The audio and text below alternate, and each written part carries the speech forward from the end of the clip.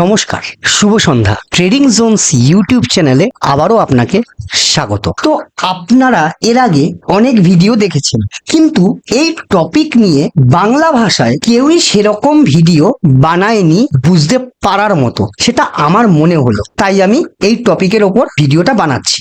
ভিডিওটা সম্পূর্ণ দেখবেন। এই রিলেটেড কোনো কোয়ারি আশা করি থাকবে না। 30শে সেপ্টেম্বর সেবির একটা মিটিং এ অপশন ট্রেডিং নিয়ে অনেক রকম রুলস এর কথা বলা হয়েছে।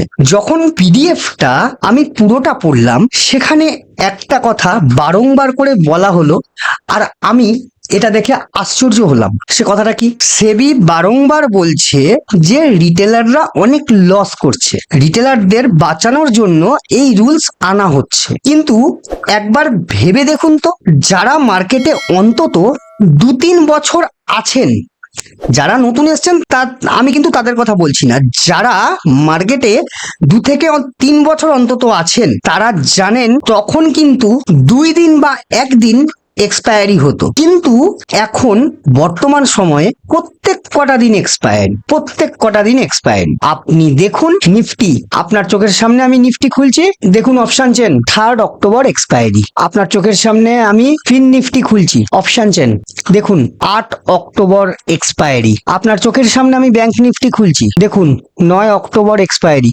তো প্রত্যেক কটা দিন কিন্তু এক্সপায়ারি হচ্ছে, প্রত্যেক কটা দিন।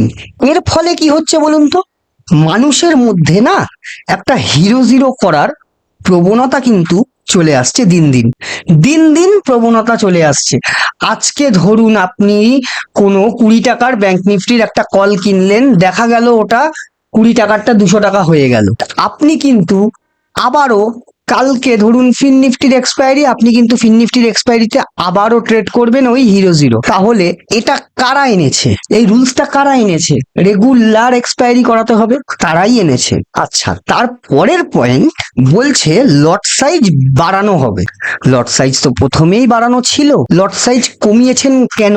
লট সাইজ প্রথমেই কিন্তু বাড়ানো ছিল। যারা কিছুদিন আগেও ট্রেড করতেন তারা জানতেন নিফটি কিন্তু 50-এর লট ছিল, এর আগে 75-এর লট ছিল। 75টা বলছি আর একটু পুরনো। নিফটি আগে 50-এর লট ছিল, তা সেই জায়গা থেকে নিফটিকে 25-এ নামানো হয়েছে। নামিয়েছেন কেন? এর প্রশ্নের কোনো উত্তর নেই কিন্তু কারোর কাছে। এই প্রশ্নের উত্তর তারা দিতেও পারবেন না। লট সাইজ বাড়ানো হবে, যেটা কিনা নিফটি এখন আছে 25, সেটা ভবিষ্যতে 75 হতে পারে। পুরো ভিডিওটা কিন্তু ভালো করে দেখুন, আমি লাস্টের দিকে কিন্তু খুব ভালো করে আপনাদেরকে বুঝিয়ে দেব, দেখিয়ে দেব যে কি করে কম মার্জিনে কাজ করতে হয়। তো ভিডিওটা কন্টিনিউ করুন। কিন্তু যেটা কিনা নিফটি এখন 25টা কোয়ান্টিটিতে আছে, সেটা 75 কিন্তু হতে পারে। আর হ্যাঁ, যেটা ব্যাংক নিফটি আছে 1 লটে 15টা, সেটা কিন্তু ভবিষ্যতে 45 বা 60 হতে পারে। এতে করে কি হলো বলুন তো, যেটা আপনি 15,000 টাকা লাগিয়ে শিখছিলেন, সেই জায়গায় কমপক্ষে 50,000 টাকা কিন্তু লাগবেই, তাও আবার অপশন বাইং করতে। আপনারা জানেন অপশন বাইং কিন্তু খুব একটা সাকসেসফুল জিনিস নয়, এবং অপশন বাইং করতেই যদি এতগুলো টাকা লাগে, তাহলে ভাবুন অপশন সেলিং করতে কতগুলো টাকা লাগবে। অপশন সেলিং এর ক্ষেত্রে কিন্তু প্রায় 3 লাখ টাকা লাগতে পারে, যেটা আমার অনুমান। নভেম্বরের 20 তারিখ থেকে এই রুলসটা কিন্তু অ্যাপ্লাই হয়ে যাবে। যারা কিনা অপশন সেলিং করছেন, কিন্তু তাদের কাছে পরের ধাপের, দেখুন পয়েন্টে আসছি, কিন্তু ভিডিওটা যদি লাইক না করেন প্লিজ লাইক করে দিন। যারা কিনা অপশন সেলিং করছেন, কিন্তু পরের ধাপে কাজ করবেন কিভাবে? পর্যাপ্ত টাকা নেই, আপনার কাছে 1 লাখ টাকাই পড়ে আছে, টাকা নেই।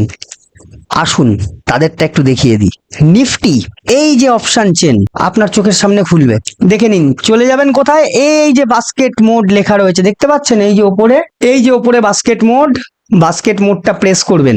বাস্কেট মোড প্রেস করলাম, দেখুন এবার কিন্তু বাই সেল অপশন কিন্তু চলে এলো। এবার আমি ধরুন 25,800 পুটটা সেল মারলাম, এবং তার ওপরে যেগুলো আছে, ওপরে আমি দেখা গেল একটা 2 টাকার কোনো কিছু বাই করে নিলাম, 1 টাকা 90 পয়সা একটা বাই করে নিলাম, কপিস নিলাম। দেখুন এইখান থেকে একটা স্ট্রাইক প্রাইস সেল মারলাম, এখান থেকে একটা স্ট্রাইক প্রাইস বাই মারলাম।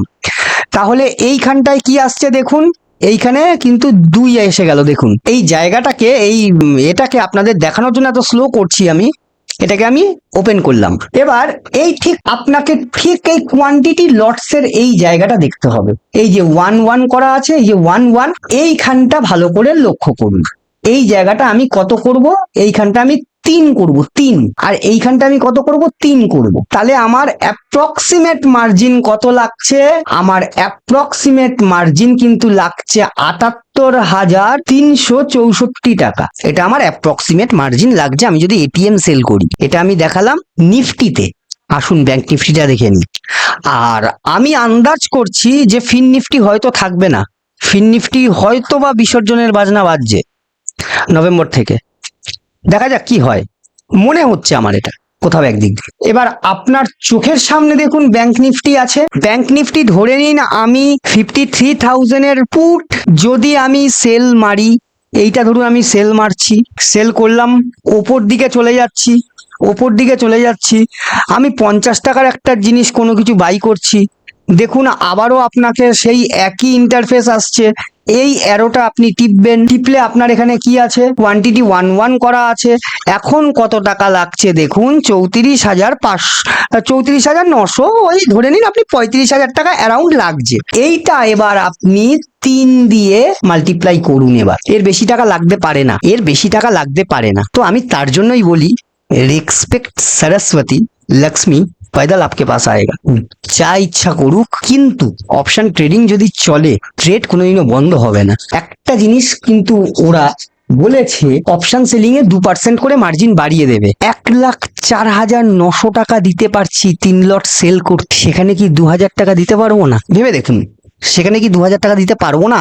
কষ্ট হবে। 1,04,900 মানে ওই 5,000 ধরুন, 1,07,000 টাকা যদি আমার লাগে, কি অসুবিধা আছে? আর যদি রিটেলারদের এত ভালো চেয়ে থাকে না, একবার অপশন বাইং এ খালি থিটা ডিকেটা খালি বন্ধ করে দিক কোনোভাবে। মায়ের দিব্যি বলছি, থিটা ডিকের জন্য অপশন বাইং এ কিছু করা যায় না। না হলে অপশন বাইং এর থেকে ভালো কোনো বিজনেস নেই, এটা বাস্তব। অপশন সেলিং কেন করি বলুন তো? কেন? মার্কেট ম্যাক্সিমাম টাইম কিন্তু রেঞ্জ বাউন্ড থাকে, ম্যাক্সিমাম টাইম রেঞ্জ বাউন্ড থাকে। থিটা ডিকে থেকেই পুরো খেয়ে নেয় অপশন বাইং, তার জন্য অপশন সেলিং করা। এবার যদি রিটেলারদের এতই ভালো চাওয়া হচ্ছে, থিটা ডিকেটাও হাটিয়ে দিক খালি, তারপর দেখছি কি হয়। লাস্ট আর ফাইনাল যেটা আছে সেটাতে আসি। তাহলে আমি এখন আপনাকে যেটা করে দেখালাম সেটাকে স্প্রেড বলে। মানে এটা কিন্তু একটা হেজিং, ঠিক আছে? এই হেজিংটা কিন্তু মার্জিন বেনিফিট নেওয়ার জন্য করা হয়, যেটা আমি এখন করে দেখিয়ে দিলাম আপনাকে। আপনি এটা নিজের ডেস্কটপে, নিজের পিসিতে, নিজের মোবাইলে আপনি করে দেখতে পারেন, এরকমই রেজাল্ট পাবেন। কেমন? এটা করতে পারেন যদি আপনার কাছে টাকা কম থাকে। হ্যাঁ, এই টাকাটা যদি না থাকে আপনি কিন্তু হয়তো বা আর করতে পারবেন না, এটা আপনার মনে হচ্ছে।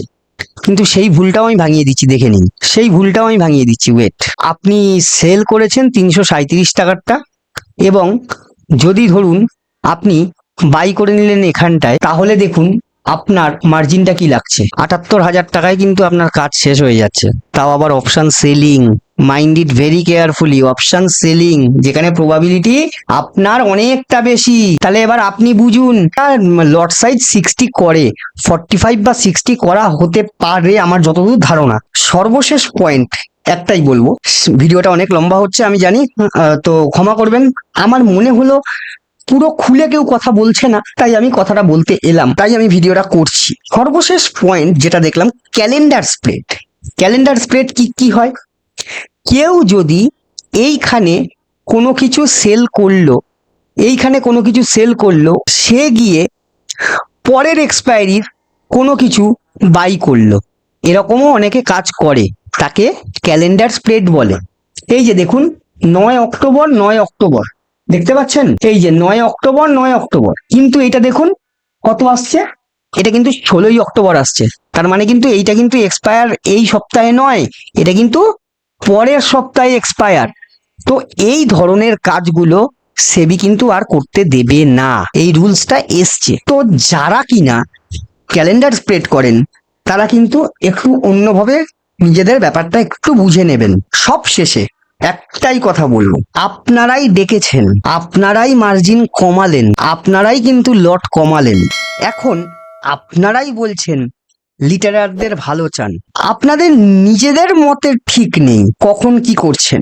যদি রিটেলারদের প্রতি এতই চিন্তা এতই ভাবনা থাকে তাহলে একটা এক্সাম রাখুন, ওই এক্সামে যারা পাশ করবে তবেই অপশন ট্রেডিং করতে পারবে, না হলে নয়। এইভাবে আজ একটা কাল একটা পরশু একটা এইভাবে করতে দেখুন একটা স্ট্র্যাটেজি বার করতে না কাল ঘাম ছুটে যায়, এটা বাস্তব কথা। এই যে আমাকে দেখছেন না, আমি একটা স্ট্র্যাটেজি নিয়ে পড়ে আছি, একটা স্ট্র্যাটেজি বানাতে কিন্তু আমার বছরের পর বছর সময় লেগে গেছে, এত ইজি নয়। যদিও বা আমি আমার স্ট্র্যাটেজি পাল্টাবই না, আমার স্ট্র্যাটেজিতেই আমি কাজ করবো, আমার প্রফিটই হবে। লস যখন হয় অল্পই হয়, প্রফিটও হয়, কোনো ব্যাপার না, মেনটেন হয়ে যাবে। কিন্তু যারা কিনা ক্যালেন্ডার স্প্রেড করেন তাদের কি হবে বলুন তো। এর জন্যই আমার এই কথাটা, এইভাবে হতে থাকলে না যারা শেখার জন্য মার্কেটে এসেছিল তাদের মানসিকতাটাই খারাপ হয়ে যাবে, তাদের মানসিকতাটাই খারাপ হয়ে যাবে। আর খারাপ হবেই বা কি, আপনারা টিভিতেই তো বলে গেছেন যে এটা লটারি ইনকামের মতন একটা, লটারি ইনকামের মতন একটা ট্যাক্স বসিয়ে দিয়েছেন। তা সবশেষে বন্ধুরা ভালো থাকবেন। এই নিউজটা কিন্তু খুব একটা যে আমার কাজে এফেক্ট করবে তাও নয়, কেন আমি ডাইরেকশনাল অপশন ট্রেডার, কেন কি আমি ডাইরেকশনাল অপশন সেলার, সুতরাং আমার কিচ্ছু যায় আসে না। আমার জাস্ট পকেট থেকে 2,000 টাকা এক্সট্রা যাবে একটা ট্রেড পাঞ্চ করতে, ট্রেডটা পাঞ্চ করতে আমার 2,000 টাকা জাস্ট এক্সট্রা যাবে। সেবি বলেছে 2% অপশন সেলারদের থেকে রাখা হবে, এক্সট্রা ভাবে 2% রাখো বাবা, আমি দিয়ে দেবো, কোনো ব্যাপার না, শান্তি রাখো। আর এইভাবে দিনের পর দিন আজ একটা কাল একটা পরশু একটা, ভালো লাগে না, প্রচন্ড মাইন্ড ডাইভার্ট হয়। ভেবে দেখবেন আপনারা, আমার কথা যদি কোনোটাও ভুল লাগে আমাকে ক্ষমা করবেন, আর কমেন্টে বলবেন যে আপনার মতটা কি। নমস্কার, শুভরাত্রি, ভালো থাকবেন।